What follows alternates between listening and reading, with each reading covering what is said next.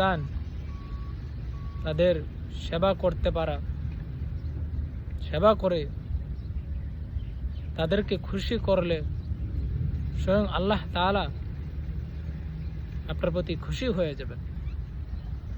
হাদিস শরীফে আসছে, নবী করিম সাল্লাল্লাহু আলাইহি ওয়াসাল্লাম ইরশাদ করেছেন, রিদাল্লাহ ফি রিদাল ওয়ালিদাইন ওয়া সাখাতুল্লাহ ফি সাখাতিল ওয়ালিদাইন। মা বাবার সন্তুষ্টির মধ্যেই আল্লাহর সন্তুষ্টি, আর মা বাবার অসন্তুষ্টির মধ্যেই আল্লাহ তাআলার অসন্তুষ্টি। মা বাবা সেবা করে আল্লাহ তাআলাকে খুশি করা যাবে, কারণ মা বাবার সেবা সম্পর্কে কোরআনে কারিমে আল্লাহ সুবহানাহু ওয়া তাআলা বলেছেন, আনিশকুর লি ওয়া লিওয়ালিদাইক,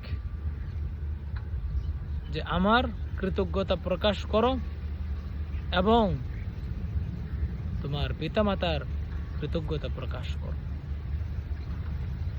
সত্যিকার অর্থে মা বাবার প্রতি সদাচরণ,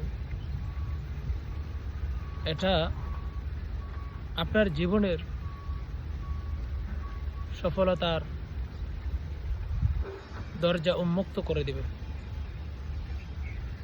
আপনার রিজিকে প্রশস্ততা এনে দেবে এবং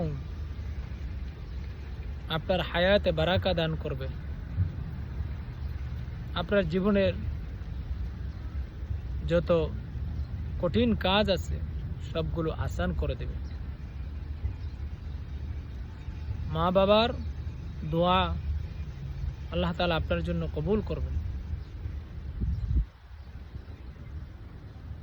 আরবিতে বলা হয় বার বিল ওয়ালিদাইন,